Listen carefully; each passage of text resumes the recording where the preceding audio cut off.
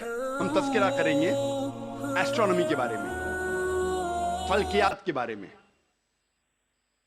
35 سے 40 سال پہلے کچھ سائنسداں نے تحقیق کی ایک موضوع پہ، تخلیق کائنات، مطلب کریشن آف دا یونیورس، اور ان سائنسداں نے کہا کہ ہماری کائنات سب سے پہلے ایک پرائمری نیبولا تھا، بنیادی گولا، ابتدائی گولا۔ اس کے بعد there was a secondary separation, دوسری جدائی، دوسری علیحدگی، اور ایک بڑا دھماکہ ہوتا ہے بگ بینگ۔ اس کے بعد وجود میں آیا گیلیکسیز، کہکشائیں، ستارے، سیارے، چاند، سورج، اور یہ زمین جس میں ہم رہتے ہیں۔ اسے سائنسداں نے کہا بگ بینگ، بڑا دھماکہ۔ یہ جو سائنسداں نے تقریباً 40 سال پہلے ڈھونڈا کس طریقے سے کائنات وجود میں آئیں، تخلیق کائنات، قرآن مجید میں اس کا ذکر 1400 سال پہلے ہے۔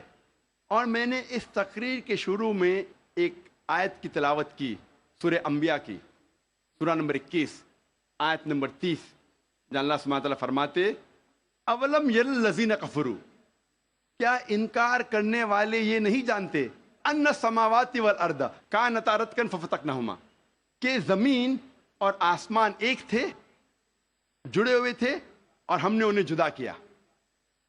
یہ جو تخلیق کائنات، creation of the universe, big bang, بڑا دھماکہ، جو سائنسداں کو 40 سال پہلے پتا چلا، قرآن مجید میں اس کا ذکر ہے 1400 سال پہلے۔ قرآن مجید میں اللہ سبحانہ تعالیٰ فرماتے ہیں سورہ فصلت میں، سورہ نمبر 41، آیت نمبر 11 اور 12 میں، کہ اللہ سبحانہ و تعالیٰ نے آسمان کی طرف دیکھ کے کہا جب وہ دھواں تھا کہ آسمان اور زمین ایک ساتھ آ جاؤ، ولنگلی اور انولنگلی، اپنے مرضی سے یا اپنے مرضی کے بنا۔ اور ان نے کہا کہ ہم اپنے مرضی سے ایک ساتھ آ جاتے ہیں۔ قرآن مجید میں لکھا ہے کہ آسمان سب سے پہلے دھواں تھا، عربی لفظ ہے دخان۔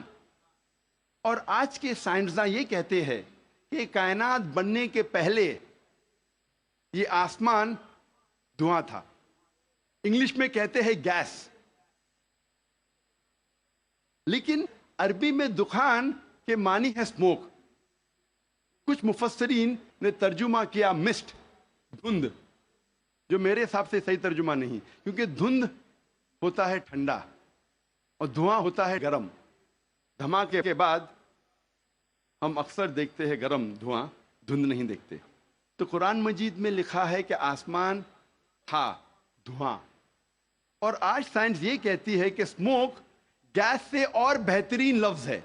جو قرآن مجید میں دخان لکھا ہے وہ گیس سے اور بہترین ہے، اور scientifically smoke is a better word than gas. آپ سوچ سکتے قرآن مجید میں اس کا ذکر ہے 1400 سال پہلے۔ انسان پہلے سمجھتے تھے کہ زمین سپاٹ ہے، چپٹی ہے۔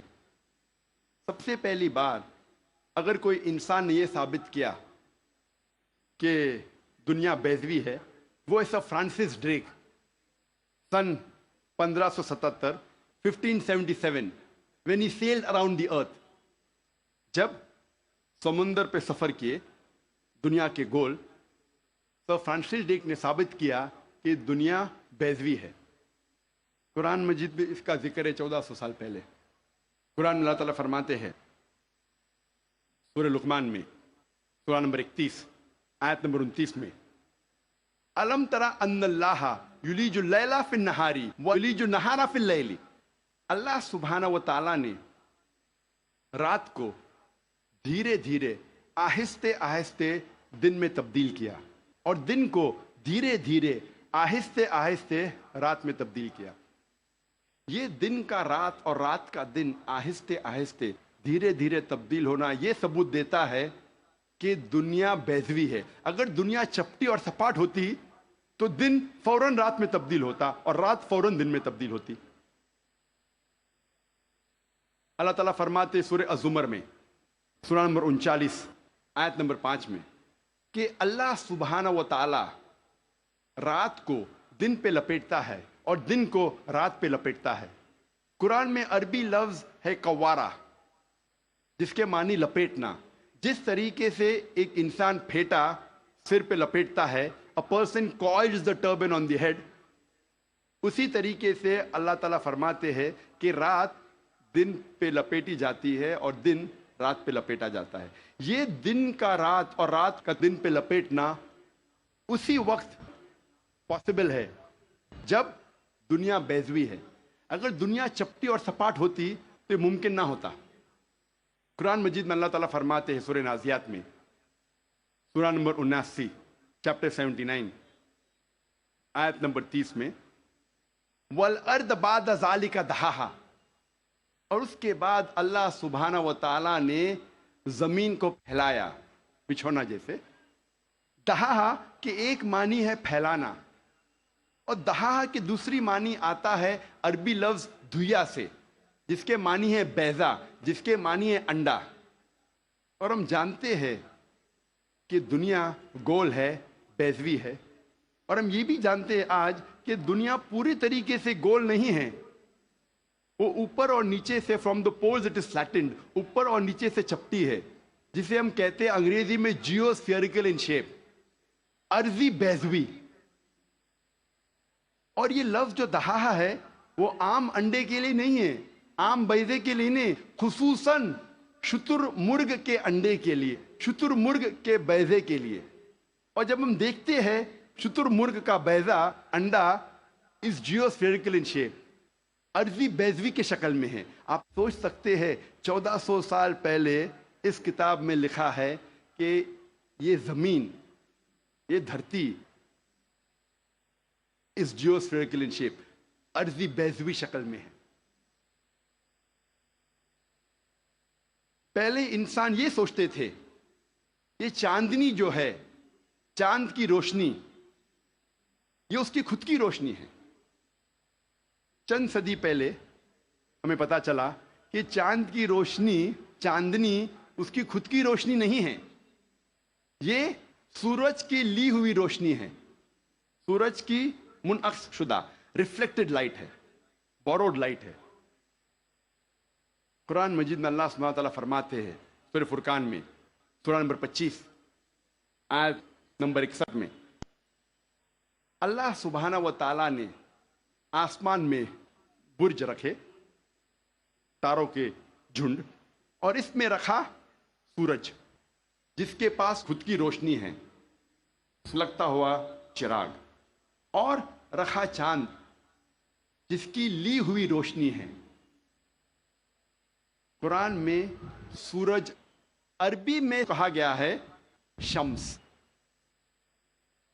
اور اس کی روشنی کو کہا گیا ہے سراج، وہاج اور دیا، جس کے معنی ہے سلگتا ہوا چراغ یا مشال یا دیا۔ تینوں کے معنی ہیں کہ سورج کی روشنی خود کی ہے، اور چاند کو کہا گیا ہے قرآن مجید میں قمر، اور چاندنی کو کہا گیا ہے منیر یا نور۔ منیر مینز بوروڈ لائٹ، لی ہوئی روشنی، یا نور میننگ ریفلیکٹڈ لائٹ، منعکس شدہ روشنی، ریفلیکٹڈ لائٹ۔ آپ سوچ سکتے قرآن مجید 1400 سال پہلے کہتا ہے کہ یہ چاندنی خود کی روشنی نہیں ہے، چاند کی لی ہوئی روشنی ہے۔ اور اس کا ذکر سورہ فرقان سورہ نمبر 25 آیت نمبر 61 کے علاوہ سورہ یونس میں سورہ نمبر 10 آیت نمبر 5 میں، اور سورہ نوح میں سورہ نمبر 71 71 آیت نمبر 15 اور 16 میں۔ پہلے سائنسداں یہ سمجھتے تھے کہ زمین کائنات کا مرکز ہے اور باقی سیارے، چاند اور سورج زمین کے گول گھوم رہے ہیں، چکر لگا رہے۔ اسے کہتے تھے تھیوری آف جیو سینٹرزم، زمین کو مرکز سمجھنے کا نظریہ۔ اور یہ لوگ 2 صدی سے، ٹولمی کے وقت سے مانتے تھے، 16ویں صدی تک، جب تک کوپرنیکس نے کہا کہ زمین کے گول چاند اور سیارے نہیں چکر لگا رہے ہیں، لیکن सूरज के गोल जमीन, चांद और बाकी सैयारे चक्कर लगा रहे हैं, घूम रहे हैं। इसे कहते थे हीलियोसेंट्रिक थ्योरी, मतलब सूरज का मरकज होने का नजरिया। और सन 1609 में एक जर्मन साइंटिस्ट जिसका नाम था योहान्नेस केपलर, उसने लिखा अपनी किताब में एस्ट्रोनोमा नोवा कि सिर्फ सैयारे और चांद सूरज के गोल घूम नहीं रहे हैं, लेकिन जमीन, चांद और सैयारे, प्लैनेट्स सूरज के गोल घूमने के अलावा अपने महवर पे गर्दिश कर रहे हैं। They are rotating about their own axis. और जब मैं स्कूल में था, मैं सन 1981 में 10वीं में था, ज्योग्राफी में मैंने पढ़ा था कि जमीन, चांद और सैयारे, प्लैनेट्स वो चक्कर लगा रहे हैं, they are revolving and rotating, और अपने महवर पे गर्दिश कर रहे हैं। लेकिन सूरज अपने महवर पे गर्दिश नहीं कर रहा है। लेकिन मैंने जब कुरान की एक आयत पढ़ी, सूरह अंबिया, सूरह नंबर 21 आयत नंबर 33 में अल्लाह सुब्हानहू व तआला फरमाते हैं, हुवल्लज़ी खलक़ल लैल व नहारा, अल्लाह सुब्हानहू व तआला ने रात और दिन बनाया, व शम्स वल कमर, सूरज और चांद, कुल्लुन फी फलकी यस्बहून, वो घूम रहे हैं और अपने महवर पे गर्दिश कर रहे हैं। कुरान का लफ्ज यहां है यस्बहून। कुरान ये कहता है कि सन and the moon are revolving, चक्कर लगा रहे हैं, घूम रहे। उसके अलावा यस्बहून, ये अरबी लफ्ज यस्बहून आता है लफ्ज सबाह से, और सबाह एक अरबी लफ्ज है जो चलते हुए जिस्म के मूवमेंट को डिस्क्राइब करता है। मिसाल के तौर पे अगर मैं कहूँगा कि कोई इंसान पानी में सबाह कर रहा है, उसके ये मानी नहीं कि वो पानी के ऊपर फ्लोट कर रहा है, इसके मानी है कि वो पानी में तैर रहा है। अगर मैं कहूँगा कोई सबाह कर रहा है ज़मीन पे, उसका मतलब नहीं कि वो आदमी ज़मीन पे रोल कर रहा है, उसका मतलब है कि वो इंसान ज़मीन पे चल रहा है या दौड़ रहा है। उसी तरीके से जब अल्लाह सुब्हानहू व तआला ये लफ्ज़ का इस्तेमाल करते हैं कोई फल्की जिस्म के लिए, फॉर अ सेलेस्टियल बॉडी, उसके मानी नहीं कि वो फ्लाई हो रहा है या फ्लोट हो रहा है, उसके मानी है it is rotating about its own axis, वो अपने महवर पे गर्दिश कर रहा है। आज साइंस तरक्की करने के बाद साइंस ये कहती है कि आप सूरज का अक्स टेबल के ऊपर देख सकते हैं एक आलेख के जरिए, और पता लगता है कि सूरज में ब्लैक स्पॉट्स है, और ये ब्लैक स्पॉट्स तकरीबन 25 दिन लेते हैं गर्दिश करने के लिए। इससे ये साबित होता है कि सूरज तकरीबन 25 दिन लेता है एक गर्दिश करने के लिए। तो आज साइंस ये तस्लीम करती है कि सूरज भी अपने महवर पे गर्दिश कर रहा है। जो मैंने स्कूल में तकरीबन 28 साल पहले पढ़ा था कि सूरज वॉज स्टेशनरी, सूरज गर्दिश नहीं कर रहा है, तो 28 साल पहले मैंने स्कूल में पढ़ा, आज साइंस इसे तस्लीम करती है। और कुरान मजीद में इसका जिक्र है 1400 साल पहले, और आज अक्सर स्कूल के साइंस की किताब में इसको इनकॉर्पोरेट किया जा चुका है। ये नई चीज दाखिल हो चुकी है साइंस की किताबों में कि सूरज अपने महवर पे गर्दिश कर रहा है। अल्लाह ताला फरमाते सूरह यासीन में सूरह नंबर 36 आयत नंबर 40 में कि सूरज चांद को नहीं पकड़ सकता और दिन को रात नहीं पकड़ सकती। The sun can not आउटस्ट्रिप the moon, neither can night catch up with the day. कुल्लुन फी फल्की यस्बहून, ये अपने महवर पे गर्दिश कर रहे। इसके मानी कि चांद और सूरज के जो एक्सेस है, जो रेवोल्यूशन का है, वो डिफरेंट है, वो अलग है, इसीलिए वो आपस में कभी नहीं मिलेंगे। आज साइंस ये कहती है कि जो सूरज की रोशनी हम देखते हैं, it is due to a chemical reaction. ये एक केमिकल रिएक्शन के वजह से है जो करोड़ों सालों से चल रहा है, और एक दिन ये केमिकल रिएक्शन बंद हो जाएगा और सूरज खत्म हो जाएगा। लेकिन साइंसदान कहते हैं कि इसको और करोड़ों साल लगेंगे, और करोड़ों साल के बाद एक केमिकल रिएक्शन बंद होगा। سائنس یہ کہتی ہے کہ ایک وقت آئے گا جب سورج نشٹ ہو جائے گا، ختم ہو جائے گا۔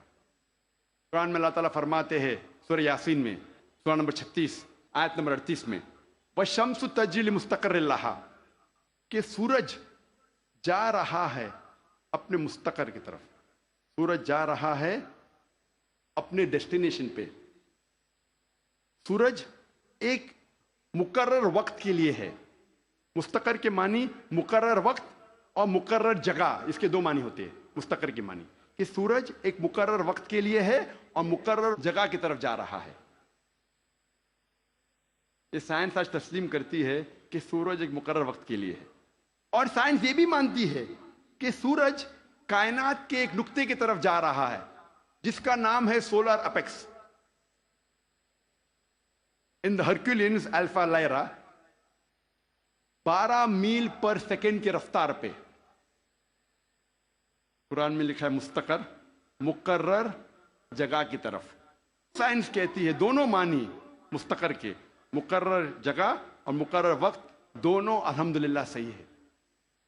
اور اس کا ذکر سورہ یاسین سورہ نمبر 36 آیت نمبر 38 کے علاوہ سورہ رعد میں بھی ہے، سورہ نمبر 13 آیت نمبر 2، سورہ فاطر سورہ نمبر 35 آیت نمبر 13، سورہ لقمان سورہ نمبر 31 آیت نمبر 29، اور سورہ الزمر سورہ نمبر 39 آیت نمبر 5 میں۔ سب جگہ کہا گیا ہے کہ سورج ایک مقرر وقت کے لیے ہے، ایک مقرر جگہ کی طرف جا رہا ہے۔ آج سائنس یہ کہتی ہے جو آسمان ہمارے زمین کے اوپر ہے، جسے ہم کہتے ہیں ایٹماسفیئر، وہ ایک محفوظ چھت کی طرح ہے۔ اور سائنسداں یہ کہتے ہیں کہ خطرناک rays like ultraviolet rays, X rays, یہ چھت، یہ ایٹماسفیئر ان خطرناک ریز کو زمین پہ آنے سے روکتا ہے، ورنہ زمین پہ جاندار چیز مٹ جائیں گی۔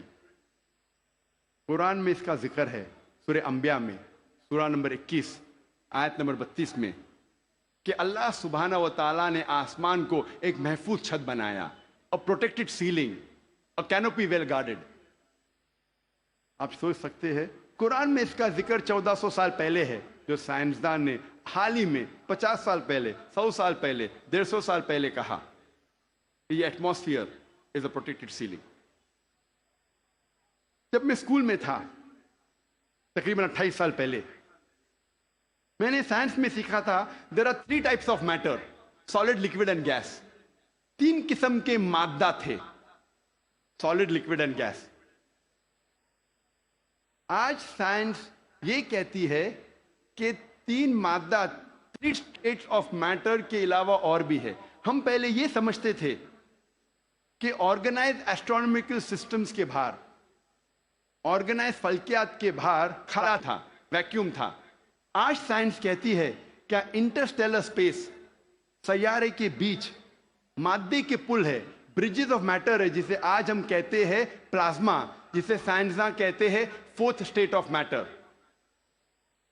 4تھی قسم مادے کی آج سائنسداں کہتے ہیں پلازما ہے۔ قرآن میں اس کا ذکر 1400 سال پہلے ہے، سورہ فرقان میں سورہ نمبر 25 آیت نمبر 59 میں، 59 میں، کہ اللہ سبحانہ و تعالیٰ نے زمین اور آسمان کو بنایا اور اس کے بیچ میں ساری چیزیں بنائیں۔ مطلب زمین اور آسمان کے بیچ میں ویکیوم نہیں ہے۔ آج سائنس اسے کہتی ہے مادے کے پل، برجز آف میٹر، کہتی ہے پلازما ہے، 4th اسٹیٹ آف میٹر۔ اور اس کا ذکر سورہ فرقان سورہ نمبر 25 آیت نمبر 59 کے علاوہ سورہ ہجر میں سورہ نمبر 15 آیت نمبر 85 میں، سورہ سجدہ سورہ نمبر 32 آیت نمبر 4 میں، سورہ صفات سورہ نمبر 37 37 آیت نمبر 5، اور سورہ احقاف سورہ نمبر 46 46 آیت نمبر 3 میں کئی جگہ لکھا ہے کہ اللہ سبحانہ و تعالیٰ نے زمین اور آسمان بنائے اور اس کے بیچ میں ساری چیزیں، talking about the 4th state of matter plasma۔ کئی دشمن اسلام یہ کہیں گے، جو کرٹکس آف اسلام یہ کہیں گے کہ قرآن مجید میں فلکیات کا ذکر ہونا کوئی عجوبہ نہیں، نتھنگ گریٹ، کوئی بڑی بات نہیں ہے کہ قرآن مجید میں فلکیات کا ذکر ہے، کیونکہ عرب فلکیات میں ماہر تھے، میں اس بات کو مانتا ہوں کہ عرب فلکیات میں ماہر تھے، لیکن ان سے یہ کہنا چاہتا ہوں کہ قرآن مجید نازل ہونے کے بعد کچھ صدی بعد عرب فلکیات کے میدان میں ماہر بنے. تو قرآن مجید سے عرب نے فلکیات سیکھا، نہ کہ الٹا.